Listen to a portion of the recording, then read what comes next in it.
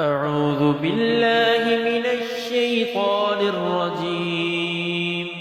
بسم الله الرحمن الرحيم.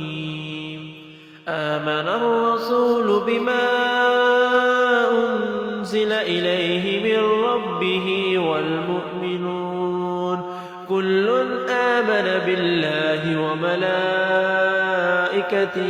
وكتبه ورسله لا نفرق بين أحد من رسله وقالوا سمعنا وأطعنا غفرانك ربنا وإليك المصير.